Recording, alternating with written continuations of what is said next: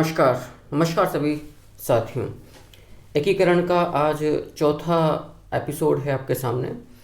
और आपने अभी तक इस चरण में एकीकरण की जो क्लासेस एपिसोड्स अपने चल रहे हैं ऑनलाइन, उसमें जो अब तक आप लोगों ने देखा, आप लोगों ने पॉलिटिकल बैकग्राउंड के साथ साथ जो स्टेट्स मिनिस्ट्री थी, जो रियासती विभाग की स्थापना की गई थी राजनीतिक विभाग के स्थान पर, यहाँ पर एक बहुत बेहद महत्वपूर्ण बात है। ब्रिटिश काल में जो पॉलिटिकल डिपार्टमेंट था, जो राजनीतिक विभाग था, उसके स्थान पर यहाँ पर लाया गया था कौन सा विभाग?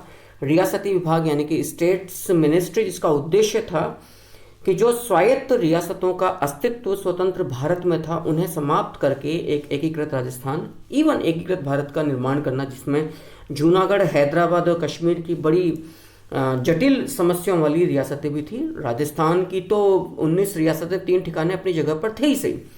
रियासती विभाग की स्थापना 5 जुलाई 1947 ईस्वी को हो चुकी थी। यहाँ तक का पूरा मैटर हम लोगों ने पढ़ लिया था कि किस प्रकार से जो रियासती विभाग था, उसकी शर्तों के तहत, उसकी जो धाराएं थी, उसके तहत 4 रियासतें राजस्थान में से जयपुर, जोधपुर, बीकानेर और उदयपुर जीववे रियासतें कहलाया करती थी, जिनकी कुल वार्षिक आय 1 करोड़ या उससे अधिक हो एवं जनसंख्या कम से कम 10 लाख या उससे अधिक हो, वो जीववे रियासतों में था। सरदार पटेल की ने इस विभाग के तहत एक शर्त ये भी रखी थी कि भारतीय सरकार किसी भी सूरत में जो आपके स्वतंत्र जो रियासतें होंगी, 4 जो बड़ी रियासतें, उनके आंतरिक मामलों में हस्तक्षेप नहीं करेगी। अपनी ही नीति के उलट, अपने ही वायदे से मुकरते हुए सरदार वल्लभ भाई पटेल ने इन 4 जीवीय रियासतों को भी भारतीय अखंडता और संप्रभुता के लिए सबसे बड़ी बाधा और चुनौती मानते हुए उन्हें भी एकीकृत राजस्थान में मिला लिया था।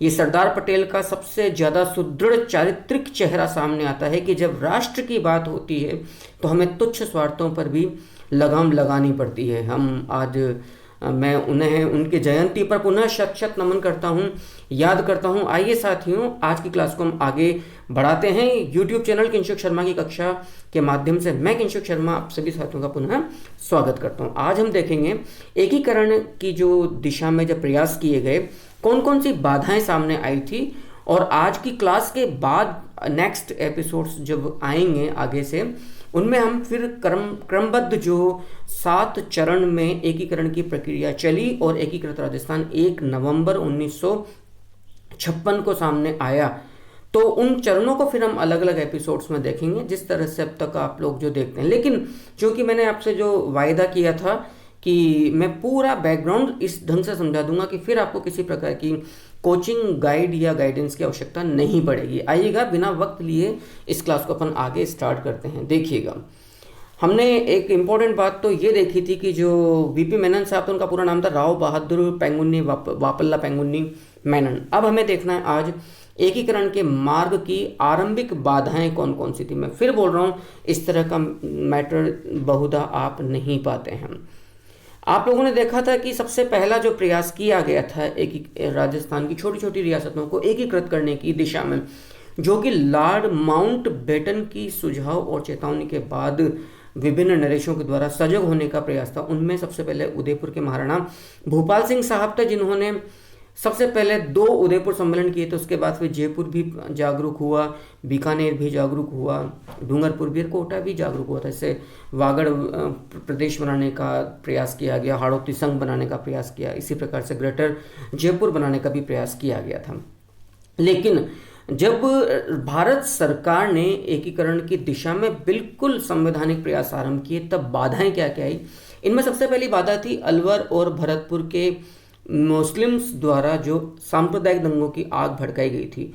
आप में से शायद ही बहुत कम लोग, शायद ही किसी को या बहुत कम लोगों को जानकारी हो, जिस प्रकार से मोहम्मद अली जिन्ना ने मुस्लिम लीग के तत्वाधान में अलग पाकिस्तान की एक मांग रखी थी। उसी तर्ज पर चलते हुए राजस्थान में अलवर और भरतपुर का जो मेव मुस्लिम बहुल इलाका था, उन्होंने एक अलग मुस्लिम बहुल प्रदेश, आप लोग यकीन नहीं मानेंगे, मेवस्तान बनाने की दिशा में पूरा ठोस कदम उठा लिया था। आप सोचिएगा, यदि सरदार पटेल साहब के द्वारा इन मंसूबों पर, राष्ट्र विरोधी मंसूबों पर यदि रोकथाम नहीं लगाई जाती, तो आज राजस्थान एवं भारत की स्थिति क्या होती है।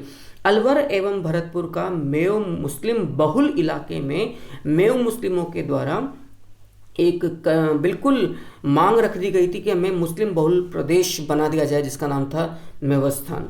भाई जब चार बड़ी रियासतें, जीवी रियासतें मिलकर जब इस तरह का प्रयास कर सकती हैं अपने स्वतंत्र अस्तित्व को बनाए रखने के लिए, तो फिर हम भी कर सकते हैं। ये डिमांड की गई थी किसके द्वारा? मुस्लिम्स के द्वारा। और इसीलिए जब मैंने आप लोगों को किसान आंदोलन पढ़ाए थे तब भी मैंने कहा था, जिसको आप मेव आंदोलन कहते हो वो कृषक आंदोलन नहीं, वो सांप्रदायिक आंदोलन है। वो इसी संदर्भ में कही गई टिप्पणी थी मेरी, जिसको हम जनरली ज्ञान के अभाव में या अन्य किसी प्रकार से देखते हैं जी कि ना ये तो कृषक आंदोलन, सॉरी, वो किसी भी सूरत में कृषक आंदोलन नहीं था जी। दूसरी बात, जो सबसे बड़ी बाधा आई वो आई थी जोधपुर के जो बिल्कुल बहुत कम उम्र के जो नरेश थे महाराजा हनुमंत सिंह साहब, वो मोहम्मद अली जिन्ना के सलाह पर पाकिस्तान में मिलने की चाहत रखते थे। और इस हेतु उन्हें पूरा एक लालच मोहम्मद अली जिन्ना के द्वारा दे भी दिया गया था। क्या दिया गया था जरा देखिएगा। महाराजा हनुमंत सिंह साहब ने यद्यपि 2 अगस्त 1947 को ही जो अंतिम जो गवर्नर जनरल या वॉइस रॉय थे ब्रिटिश भारत के लॉर्ड माउंटबेटन, उनको जोधपुर रियासत का प्रस्तावित भारतीय संघ में विलय के लिए सहमति प्रदान कर दी थी। कितनी तारीख को? 2 अगस्त 1947 को।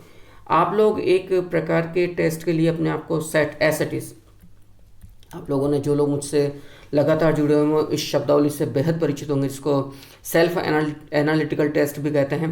बहुत जल्दी मैं 3 एपिसोड्स आपके लिए लेकर आ रहा हूँ। एक तो करंट अफेयर्स का बुलेटिन, जिसको मैं बोलूँगा DCA न्यूज़। DCA न्यूज़ का मतलब है डेली करंट अफेयर्स न्यूज़।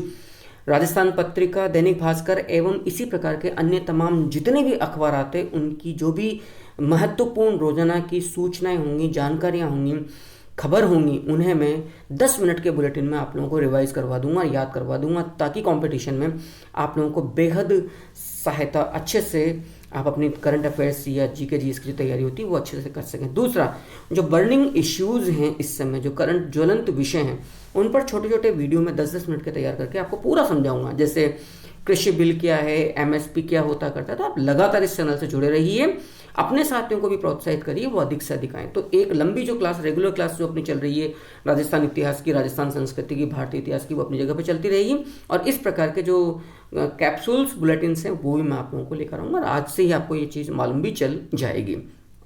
तो देखिएगा, 2 अगस्त 1947 को टेस्ट की तैयारी, जो आपका जो टेस्ट है उसकी तैयारी बहुत अच्छे से कर लीजिएगा उस टेस्ट की, क्योंकि बहुत जल्दी आप लोगों को वो टेस्ट मिलने वाला है, जितनी मैंने अभी तक पढ़ा दिया है महत्वपूर्ण प्रश्न। तो यद्यपि महाराजा हनुमंत सिंह ने 2 अगस्त 1947 को ही जो अंतिम ब्रिटिश गवर्नर जनरल थे लॉर्ड माउंटबेटन, उनको जोधपुर रियासत का भारतीय संघ में विलय के लिए सहमति प्रदान कर दी थी, फिर भी जोधपुर महाराजा हनुमंत सिंह अपने राज्य के लिए अधिक से अधिक स्वायत्तता एवं स्वतंत्रता चाहते थे, और इसी चाहत ने उनको राष्ट्र विरोधी गतिविधियों की तरफ भी एक तरह से मोड़ दिया था। असल में इस सहमति के बाद जब जोधपुर महाराजा हनुमंत सिंह साहब ने 2 अगस्त 1947 को ये सहमति दे दी, तो धौलपुर महाराजा के दबाव के कारण भोपाल नवाब हमीदुल्लाह खान, मैंने कहा था कि हमीदुल्लाह खान इस समय चैम्बर ऑफ प्रिंसेस के अध्यक्ष थे, ने अपने वैधानिक सलाहकार जफरुल्लाह खान के माध्यम से मोहम्मद अली जिन्ना से मुलाकात की। और मोहम्मद अली जिन्ना ने फिर इस एक तरह के ललचाने पर या भड़काने पर जोधपुर महाराजा हनुमंत सिंह को 15 अगस्त 1947 को, याद रखिएगा, जोधपुर महाराजा हनुमंत सिंह को 15 अगस्त 1947 को ये प्रस्ताव रखा कि यदि हनुमंत सिंह साहब अपने राज्य को स्वतंत्र घोषित कर दें कि न मैं पाकिस्तान में मिलना चाहता हूं, न मैं भारत में मिलना चाहता हूं, तो फिर मोहम्मद अली जिन्ना महाराजा की इन मांगों को मान लेगा। क्या? कि कराची बंदरगाह की सभी सुविधाएं जोधपुर को प्राप्त हो जाएंगी, जोधपुर को शस्त्र आयात करने का अधिकार होगा पाकिस्तान में रहते हुए, जोधपुर सिंध रेलवे का भी उपयोग स्वायत्त तौर पर उपयोग कर सकता है, जोधपुर के अकालग्रस्त इलाकों को अनाज मुहैया करवाएगा। तो मोहम्मद अली जिन्ना और जोधपुर महाराजा हनुमंत सिंह की जो मुलाकात हुई 15 अगस्त 1947, उसमें इस तरह का लालच रखा गया जो राष्ट्र विरोधी षड्यंत्रकारी गतिविधियां थी असल में जोधपुर महाराजा हनुमंत सिंह साहब के सामने। और जोधपुर महाराजा हनुमंत सिंह लगभग तैयार भी हो गए थे। तो आप लोग देखिएगा, लेकिन जैसे ही भारत सरकार को इस वार्तालाप की जानकारी मिली इसकी, जानकारी मिली। तो हनुमंत सिंह ने फिर सरदार पटेल के दबाव के चलते एक बड़ा अच्छा, यहाँ पे बड़ी लंबी चौड़ी कहानी सामने आती है कि वीपी मेनन साहब हनुमंत सिंह साहब से मिलने आए, और उस बातचीत में हनुमंत सिंह साहब ने वीपी मेनन साहब पे अपनी पिस्टल तान भी दी थी। बाद में दिल्ली बुलाया गया सरदार पटेल के द्वारा, तमाम तरह के दबाव दिए गए और कहा गया कुछ भी कर लीजिए साहब, राष्ट्र तो एक ही था और एक ही होकर रहेगा।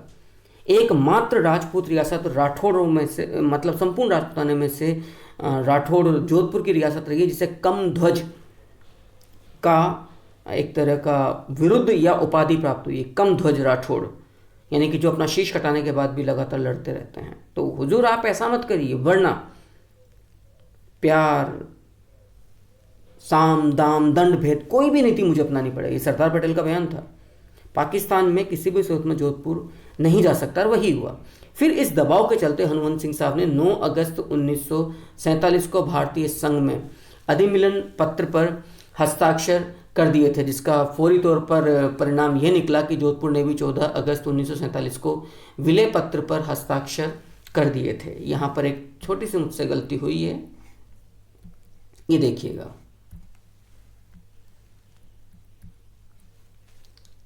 ये 5 अगस्त, नॉट 15 अगस्त। 5 अगस्त 1947 को जोधपुर राज्य को स्वतंत्र घोषित करने की मुलाकात हो गई थी, और उसके बाद फिर 9 अगस्त 1947 को भारतीय संघ में अधिमिलन पत्र पर हस्ताक्षर कर दिए कि आपको मिलना ही होगा, जिसका सीधा परिणाम ये सामने आया कि धौलपुर ने भी फिर फाइनली 14 अगस्त 1947 को विलय पत्र पर हस्ताक्षर कर दिए थे।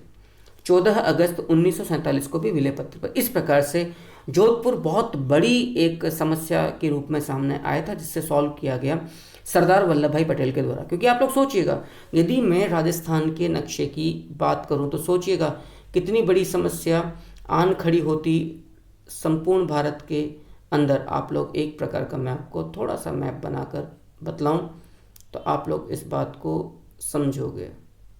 ये राजस्थान, अब आप सोचिएगा यहाँ पर जैसलमेर, ये जो स्टेट है वो जोधपुर, और ये जो पूरा एरिया है ये पूरा का पूरा पाकिस्तान।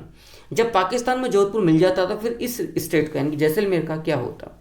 और जैसलमेर के जो अंतिम जो नरेश थे महारावल जवाहर सिंह भाटी, उन्होंने हनुमंत सिंह साहब के प्रस्ताव पर यह बात कही भी थी कि ठीक है, एक बारगी के लिए मान लेते हैं कि मैं आपका प्रस्ताव मान भी लेता हूँ, लेकिन याद रखिएगा यदि कल से हिंदू और मुस्लिम में किसी भी प्रकार का कम्युनल टेंशन हुआ, सांप्रदायिक उत्तेजना बढ़ी, तो फिर मैं किसी भी सूरत में हिंदुओं का साथ नहीं छोड़ूंगा। तो आप लोग सोच समझकर इस बात का फैसला करिएगा कि आप लोगों को मेरा साथ चाहिए या नहीं चाहिए। इस तरह के कई तरह के रोचक प्रसंग हमारे सामने आते हैं। इस प्रकार से सरदार वल्लभ भाई पटेल ने और वीपी मेनन ने दूरदर्शिता का परिचय देते हुए लगभग जो हाथ से फिसल चुकी थी रियासत जोधपुर और जोधपुर महाराजा हनुमंत सिंह राठौड़, उनको फिर अपने पाले में मिलाया, हिंदुस्तान में मिलाया। इसी प्रकार का एक विवाद हमारे सामने और आता है, वो बीकानेर से सामने आता है।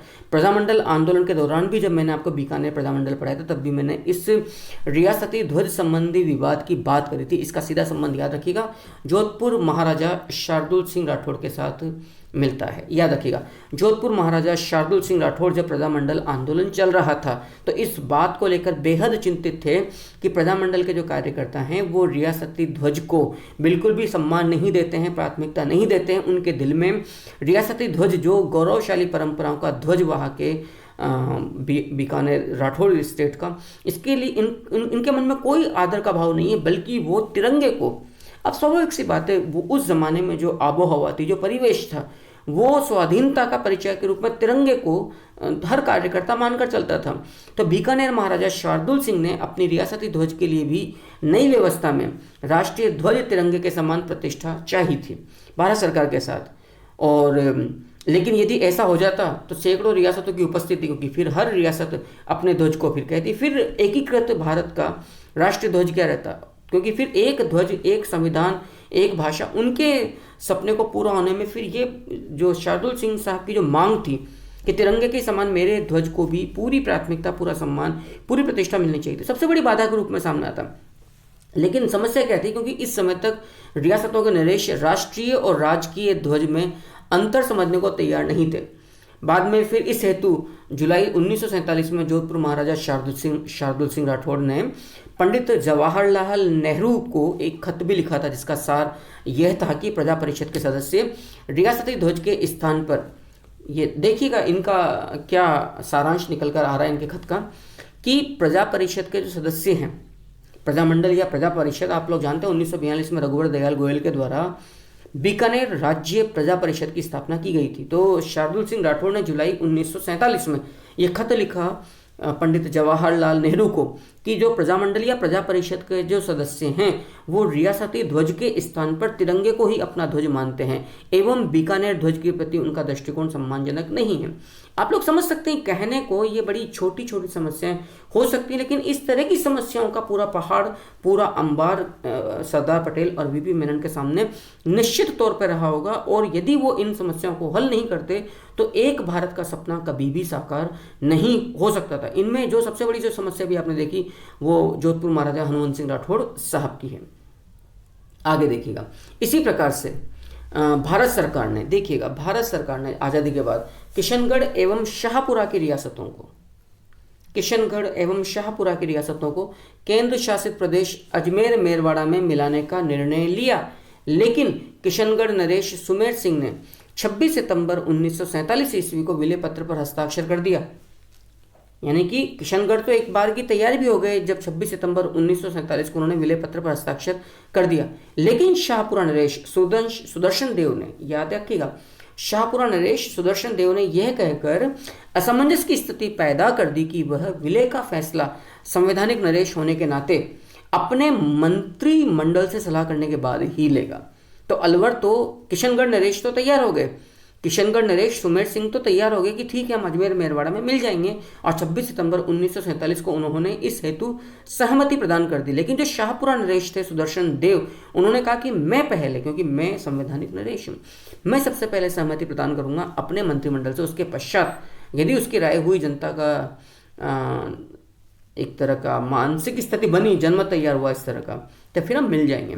बाद में शाहपुरा मुख्यमंत्री गोकुल लाल असावा, याद रखिएगा शाहपुरा प्रजामंडल के नेता थे, शाहपुरा मुख्यमंत्री गोकुल लाल असावा ने स्थिति को संभालते हुए बतलाया कि राजस्थान की छोटी बड़ी सभी रियासतों का एक संघ बना दिया जाए तथा शाहपुरा एवं किशनगढ़ का भी उक्त संघ में विलय कर दिया जाए तथा जनप्रतिनिधियों की भावना का आदर करते हुए सरदार पटेल ने तुरंत किशनगढ़ और शाहपुरा को रियासतों को जो केंद्र शासित जो चीफ कमिश्नरी प्रांत था अजमेर मेरवाड़ा, उसमें विलय करने का निर्णय रद्द कर दिया। और आप लोग जानते हैं कि फिर बाद में किशनगढ़ और जो शाहपुरा थे, ये जो रियासतें थी, ये फिर एकीकृत, जो रियासतें के जो चरण आ रहे थे उनमें फिर एकीकृत हुई थी। और प्रथम चरण में तो चूंकि 4 रियासतें थी, बड़ी रियासतें कौन कौन सी, अलवर, भरतपुर, धौलपुर, करौली। और जो द्वितीय चरण था उनमें कोटा, बूंदी, झालावाड़, डूंगरपुर, प्रतापगढ़, बांसवाड़ा, किशनगढ़, शाहपुरा और टोंक। तो सेकंड जो चरण आया था जिसको हम राजस्थान संघ भी कहते हैं, उसमें फिर किशनगढ़ और जो शाहपुरा की रियासतें थी उन्हें भारत सरकार ने अपने पूर्ववर्ती निर्णय कि इन्हें अजमेर मेरवाड़ा चीफ कमिश्नरी प्रांत में केंद्र शासित प्रदेश में मिलाया जाए, उसको बदलते हुए फिर इन्हें द्वितीय संघ में मिला दिया गया था। और इसमें महत्वपूर्ण जो भूमिका निभाई गई थी वो शाहपुरा के जो मंत्री थे गोकुल लाल असावा, उनके द्वारा निभाई गई थी। अब ये छोटे छोटे प्रश्न हैं जो अक्सर आप लोगों के सामने आते हैं, यदि आप लोगों का ध्यान इन चीज़ों पर नहीं जाए तो परेशान करते हैं। मान लीजिए प्रश्न इस रूप में आपके सामने आ जाए कि शाहपुरा ने, किशनगढ़ तो तैयार हो गया था 26 सितंबर 1947 को केंद्र शासित प्रदेश अजमेर मेरवाड़ा में अपने विलय को लेकर, लेकिन शाहपुरा ने एक तरह से अपनी मौखिक असहमति प्रदान की थी कि हम नहीं मिलना चाहते हैं।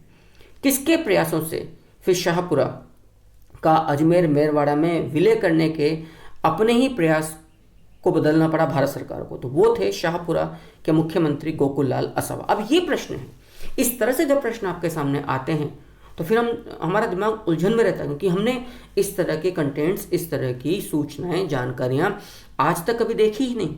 इसलिए मैं बहुत ज़्यादा गहराई में जाकर इन चीज़ों को उठा रहा हूँ ताकि आपकी तैयारी का सार, गर्भित सार यहीं पर आ जाए। इसी प्रकार से नवंबर 1947 ईस्वी में, याद रखिएगा, एक और बहुत बड़ी समस्या एकीकरण की दिशा में सबसे बड़ी आई थी। नवंबर 1947 ईस्वी में, याद रखिएगा, नवंबर 1947 ईस्वी में सरदार पटेल ने सिरोही, बांसवाड़ा, डूंगरपुर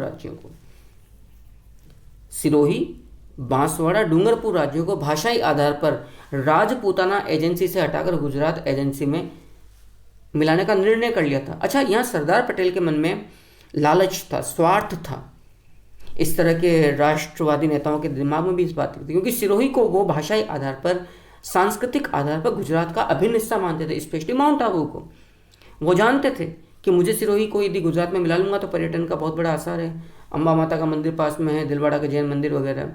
और वैसे भी विमल शाह जो गुजरात के जो मंत्री थे, उन्होंने चूँकि दिलवाड़ा के जैन मंदिरों का निर्माण करवाया था। तो सरदार पटेल की इच्छा, लेकिन जो राजस्थान के गांधी थे गोकुल भाई भट्ट, उनके बहुत ज़्यादा सचेतन प्रयासों के चलते, क्योंकि उन्होंने साफ कहा था कि माउंट आबू राजस्थान का मुकुट है, ताज है, गौरव है, उसके बिना राजस्थान की कल्पना करना बेकार है। सरदार पटेल को गोकुल भाई भट्ट के विरोध के आगे झुकना पड़ा था और सिरोही को फिर 2 चरणों में फिर उन्हें राजस्थान में मिलाना पड़ा था। छठे चरण में माउंट आबू को छोड़कर शेष सिरोही, और 7वें अंतिम चरण में 1 नवंबर 1956 को फिर संपूर्ण राजस्थान, मतलब संपूर्ण सिरोही को माउंट आबू सहित मिला दिया गया था। तो सरदार पटेल की इच्छा क्या थी कि सिरोही, बांसवाड़ा, डूंगरपुर को भाषाई आधार पर, और ये निर्णय कर लिया नवंबर 1947 में, राजपूताना एजेंसी से हटाकर गुजरात एजेंसी में मिलाने का निर्णय किया। लेकिन स्थानीय नरेशों एवं प्रजामंडल के विरोधों के चलते, याद रखना, स्थानीय नरेशों एवं प्रजामंडल के विरोध के चलते पटेल ने बांसवाड़ा एवं डूंगरपुर राज्यों को यथास्थिति में रखने का निर्णय किया। क्योंकि सरदार पटेल का जो लालच था वो सिरोही को लेकर था। वो सिरोही को लेकर अंतिम समय तक झगड़ा चलता रहा, क्योंकि माउंट आबू को वो अपना गुजरात का हिस्सा मानते थे। लेकिन गोकुल भाई भट्ट, राजस्थान के गांधी, ऐसा सरदार पटेल को अपना निर्णय पलटना पड़ा गोकुल भाई भट्ट के जिद के आगे, विरोध के आगे देखिएगा। अच्छा, भारतीय स्वतंत्रता अधिनियम जो था उसकी धारा 8 ने भी बहुत बड़ी समस्याएं पैदा कर दी थी। भारतीय स्वतंत्रता अधिनियम 1947, ये बेहद इंपॉर्टेंट है। भारतीय स्वतंत्रता अधिनियम 1947 की धारा 8 बेहद महत्वपूर्ण है, याद रखना। भारतीय स्वतंत्रता अधिनियम 1947 की धारा 8 बेहद महत्वपूर्ण जानकारी है, ने भारतीय राष्ट्र की एकता को संदेहास्पद बना दिया था। धारा 8 क्या बोलती है? क्योंकि इस धारा के अनुसार ब्रिटिश सरकार की भारतीय देशी रियासतों पर स्थापित सर्वोच्चता समाप्त कर दी गई एवं ये सर्वोच्चता पुनः देशी रियासतों को हस्तांतरित कर दी गई। अर्थात देशी रियासतें अब स्वतंत्र थी इस बात का निर्णय करने के लिए कि वो भारत में मिलना चाहती हैं या वे पाकिस्तान में मिलना चाहती है, या वो अपनी स्वतंत्र स्थिति को की यथास्थिति को बनाए रखना चाहती है। अब आप समझिएगा सरदार पटेल के सामने कितना बड़ा ये चुनौती रही होगी, क्योंकि ब्रिटिशर्स ने जाते जाते भी एक तरह का फ्री हैंड वीटो पावर पकड़ा दी इन रियासतों को, या रियासतों ने अब तक राष्ट्रवादी आंदोलन का विरोध करते हुए जिस प्रकार से ब्रिटिश ताज को या ब्रिटिश हुक्मरानों को सपोर्ट किया था, ये एक तरह का रिटर्न गिफ्ट था जाते जाते भी ब्रिटिश हुकूमत के द्वारा इन नरेशों को, इन रियासतों को, कि आप चाहें तो भारत में मिलें, आप चाहें तो पाकिस्तान में मिलें, और आप चाहें तो अपनी स्वतंत्र स्थिति की यथास्थिति को बनाए रखें।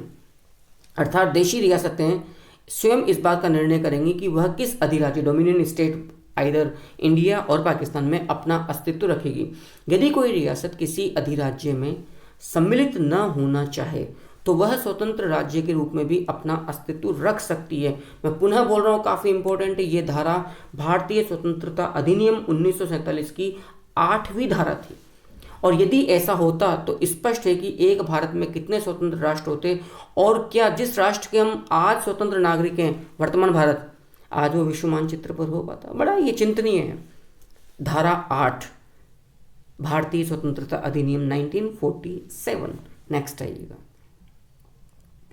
स्वतंत्र भारत के प्रथम गवर्नर जनरल और the first British governor general of the independent India ने 7 जनवरी 1948 को स्वतंत्र भारत के प्रथम गवर्नर जनरल, मैं तो आज तक समझ नहीं पाया कि जो प्रमुख जो राष्ट्रवादी नेता थे या जो कांग्रेसी नेतृत्व था उनका क्या दिमाग घूम गया था, क्या इन गधों को कर लिया राज, जितना करना था लात मार के भगाते इन लोगों को, क्यों यहाँ बिठाए रखा लॉर्ड माउंटबेटन जैसे लोगों को। जिन लोगों से आप लड़ रहे हो, जिन लोगों ने इस देश को बर्बाद कर दिया, आप फिर भी बागडोर उन्हीं को सौंप रहे हो यार।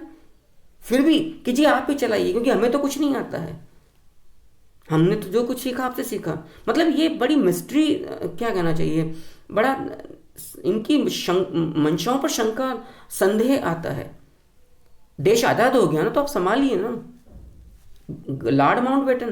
तो स्वाभाविक सी बात है कि फिर ये क्या करेंगे, या कोई साठ गांठ थी, ईश्वर जाने। स्वतंत्र भारत के प्रथम गवर्नर जनरल लॉर्ड माउंटबेटन ने 7 जनवरी 1948 ईस्वी को भारत सरकार की ओर से भारतीय शासकों को यह आश्वासन दिया था, समझिएगा बात को, कि विलय का सिद्धांत बड़ी रियासतों पर लागू नहीं होगा। बड़ी रियासतें कौन सी हैं? जीववीय रियासतें। और इसी की पुष्टि फिर याद करिए 5 जुलाई 1947 को, आप लोगों को मैंने अभी आते ही कहा था, देख लीजिए, जो रियासती विभाग की स्थापना की गई थी 5 जुलाई 1947 को, कि जो जीववीय रियासतें हैं जिनकी वार्षिक आय 1 करोड़ या उससे अधिक है और कुल जनसंख्या 10 लाख या उससे अधिक है, इसी बात पर अंतिम मुहर लगाई लॉर्ड माउंटबेटन ने, जाते जाते भी। अभी मैंने कहा था कि पटेल खुद अपनी बात से मुकरे, कहा कि विलय का सिद्धांत बड़ी रियासतों पर लागू नहीं होगा। बड़ी रियासतें यानी कि जीववीय रियासतें कुल कितनी हैं? 4 है। ये 4 कौन कौन सी हैं? जयपुर है, जोधपुर है, बीकानेर है, एवं चौथी रियासत कौन सी है? उदयपुर है। पर लागू नहीं होगी, राइट। जबकि वहां की जनता और शासक लागू नहीं होगी, राइट। और इसी की जो पुष्टि थी वो पहले काफ़ी मतलब बाद में इसी लॉर्ड माउंटबेटन का फिर सरदार पटेल ने 20 फरवरी, ये भी काफ़ी इंपॉर्टेंट तिथि है, याद रखिएगा, 20 फरवरी 1948 को बीकानेर महाराजा शार्दुल सिंह राठौड़ को खत लिखकर आश्वासन भी दिया था। जब बीकानेर महाराजा शार्दुल सिंह राठौड़ ने भारत सरकार से पूछा कि भाई जो गवर्नर जनरल हैं उन्होंने 7 जनवरी 1948 को बात कही है, क्या आप सहमत है? क्या ऐसा वास्तव में ये व्यवहारिक तौर पर अमल में लाया जाएगा, नहीं लाया जाएगा? तो 20 फरवरी 1948 को सरदार पटेल ने खत लिखकर महाराजा शार्दुल सिंह राठौड़ को यह आश्वासन दिया कि इन बड़ी रियासतों का 4 जीववीय रियासतों का विलय भारतीय संघ में तभी किया जाएगा जब वहां की जनता और शासक दोनों विलय के पक्ष में हों। यदि ये विलय के पक्ष में नहीं होंगे तो किसी भी सूरत में इनका। लेकिन सरदार पटेल बहुत जल्दी अपने इस वायदे से मुकरे और जीववीय रियासतों सहित तमाम जितनी भी 19 रियासतें और 3 ठिकाने थे उनको राजस्थान में विलय कर दिया। 1 नवंबर 1956 को इस एकीकृत राजस्थान या आधुनिक राजस्थान को बिल्कुल व्यवहारिक तौर पर साकार कर दिया था। तो ये जो तिथियां हैं 7 जनवरी 1948, 5 जुलाई 1947, 20 फरवरी 1948, किसने खत लिखा, क्या लिखा, इन तमाम बातों को आपको मेमोराइज करना है। और उसका तरीका मेरे पास है, मैं टाइम पर आप लोगों को याद करवाऊंगा। यहाँ पर जो टेस्ट पेपर्स होते हैं उनके जरिए मैं आप लोगों को जो जितने भी टेस्ट पेपर्स होंगे उनके जरिए मैं आप लोगों को यहाँ पर एक तरह से रिवाइज करवाऊंगा। लेकिन उसका एक ही तरीका है कि आप निश्चित टाइम पर रोजाना अपनी 8 बजे क्लास अपलोड हो रही है, क्लासेस देखें और जितना नोट कर सकते हैं नोट करें, लिख कर याद करें, लेकिन रेगुलर रहें, क्योंकि मैं एक दिन में इतनी ही क्लास ले रहा हूँ जिसको आप बहुत अच्छे से पढ़ सकते हैं, समझ सकते हैं। भारतीय इतिहास, राजस्थान इतिहास और राजस्थान संस्कृति आप मुझ पर छोड़ दीजिए, आगे देखिएगा। रियासतों के, अब इसी बात को हम थोड़ा सा और एलिब्रेट करते हैं। रियासतों के भारतीय संघ में विलय के समय भारत सरकार द्वारा जो ये आश्वासन दिया गया कि 3 प्रमुख विषयों को छोड़कर भारत सरकार उनके आंतरिक मामलों में हस्तक्षेप नहीं करेगी एवं कांग्रेस राजाओं के विरुद्ध नहीं है। खास बात है, यह आश्वासन सरदार पटेल जैसे व्यक्ति के द्वारा मुख से दिया गया था कि पत्र हस्ताक्षरित पत्र के माध्यम से दिया गया था, तो बड़ा वजन था इस बात में। परंतु कालचक्र की आवश्यकताओं में पटेल को एक राष्ट्र के भीतर कई छोटे छोटे स्वायत्त परंतु विपन्न, संसाधन विहीन, कूप मंडूक, रूढ़िवादी जीवन पद्धति के आदि स्वतंत्र राजशाही रियासतों की उपस्थिति अखंड भारतवर्ष की एकता में सबसे बड़ी बाधा नजर आई। इसीलिए राष्ट्र की महत्ती पुकार के कारण अपने वचन से पलटते हुए सरदार पटेल ने सभी रियासतों के पूर्ण विलय को एक राष्ट्र एक पहचान के लिए आवश्यक मानते हुए येन केन प्रकारेण एकीकृत करने का भीष्म राष्ट्रीय संकल्प ले लिया। और इसलिए मेरे जैसे व्यक्ति तो सरदार पटेल का जब तक सांस है तब तक गुणगान करेंगे। सरदार पटेल ने कभी नेहरू को लिखा भी था कि याद रखिएगा हुजूर, देश की लड़ाइयाँ 7 समंदर पार के लड़ाइयों से पूरी नहीं होती है, सबसे पहले मैं अपने देश को आज़ाद कराऊंगा। ये बात जूनागढ़ के संदर्भ में गई थी, जूनागढ़ और कश्मीर के संदर्भ में। उसके बाद पूछूंगा कि यूएन क्या चीज़ है, सरदार वल्लभ भाई पटेल। क्योंकि सरदार वल्लभ भाई पटेल का तर्क क्या था? सरदार वल्लभ भाई पटेल का तर्क था कि रियासती जनता भी ब्रिटिश प्रांतीय लोगों के समान ही स्वतंत्रता एवं नागरिक अधिकारों को प्राप्त करने की अधिकारी है और आतुर भी है। इसकी पुष्टि रियासतों में बढ़ते हुए राजनीतिक आंदोलन, प्रजामंडल आंदोलनों से ही हो जाती है। इसके अतिरिक्त छोटी छोटी रियासतों के शासक संसाधनों के अभाव में वांछित प्रशासकीय सुधार करने की स्थिति में नहीं है। इसीलिए स्थिति की मांग यह है कि या तो वे निकट के प्रांतों में मिल जाएं अथवा आपस में मिलकर एक बड़ी इकाई का निर्माण कर लें। ये बात रखी गई साहब किसके द्वारा? सरदार पटेल के द्वारा। अब हमें देखना है कि राजस्थान के एकीकरण में महत्वपूर्ण भूमिका निभाने वाले सहयोगी कारक कौन कौन से हैं। इनमें एक तो आप नाम लेंगे प्रजामंडल आंदोलन का और एक लेंगे AISPC की उल्लेखनीय उपलब्धि भूमिका। AISPC all India state people conference यानी कि अखिल भारतीय देशी राज्य लोक परिषद। दूसरा यदि सहयोगी कारक देखा जाए तो आपको देखना पड़ेगा जयप्रकाश नारायण, जयप्रकाश नारायण एवं राम मनोहर लोहिया जैसे समाजवादी नेताओं ने सदैव बृहत्तर राजस्थान के निर्माण की आवश्यकता पर बल दिया। समाजवादी दल ने अखिल भारतीय स्तर पर भी राम मनोहर लोहिया के नेतृत्व में राजस्थान आंदोलन समिति का गठन कर दिया था और लगातार ये प्रेशर बनाए रखे, जिसकी मांग थी कि सारे राजपूताना प्रदेश की रियासतों एवं केंद्र शासित चीफ कमिश्नरी प्रांत अजमेर मेरवाड़ा के विलंब के द्वारा अविलंब बृहत्तर राजस्थान का निर्माण कर देना चाहिए। इसमें चाहे बल का प्रयोग करना पड़े, कुछ भी प्रयोग करना पड़े, दबाव की और सॉफ्ट कॉर्नर वाली पॉलिटिक्स, कुछ भी करिए। तो समाजवादी आंदोलन जो चलाए गए जयप्रकाश नारायण जी और राम मनोहर लोहिया के द्वारा, इन्होंने तो बाकायदा एक समिति का गठन कर दिया, राजस्थान आंदोलन समिति।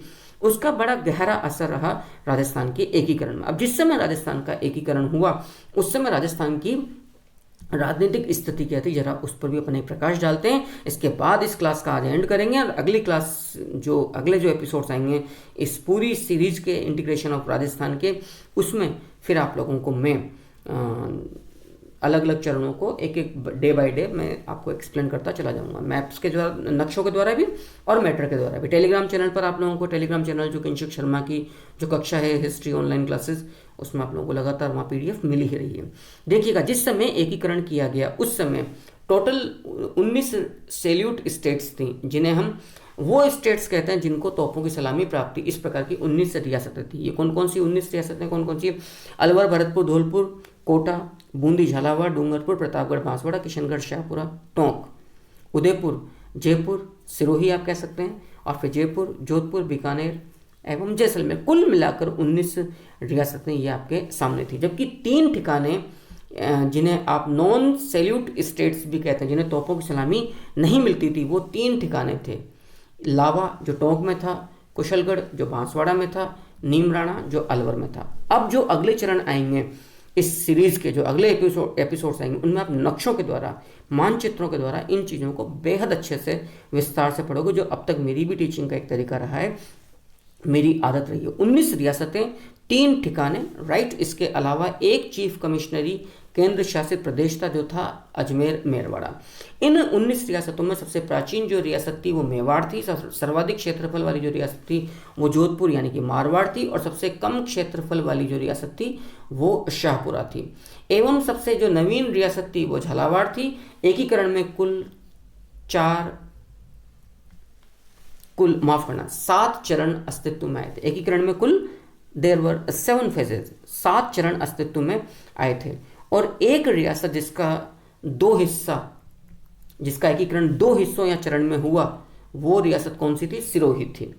6ठे चरण और 7वें चरण में 26 जनवरी 1950 एवं 1 नवंबर 1956 को इसका एकीकरण हुआ था। और राजस्थान एकीकरण की सफलता की सूत्रधार के जो महानायक थे, राजस्थान एकीकरण की सफलता के सूत्रधार के जो महानायक थे वो थे सरदार पटेल एवं VP मेनन। सरदार पटेल एवं वीपी मेनन इस बात को याद रखिएगा। ये दो महानायक थे जिन्होंने एकीकरण के इस बड़े ही विघ्नकारी, बाधाओं से भरे हुए, जटिल पेचीदा समस्याओं को चुटकियों में तो नहीं सुलझाया, लेकिन यस, जो भी हथकंडे अपनाए, आज हम राजस्थान, स्वतंत्र राजस्थान जिसको हम कहते हैं, आपनो रंगीलो राजस्थान की आबोहवा में अपने आप को पा सकते हैं।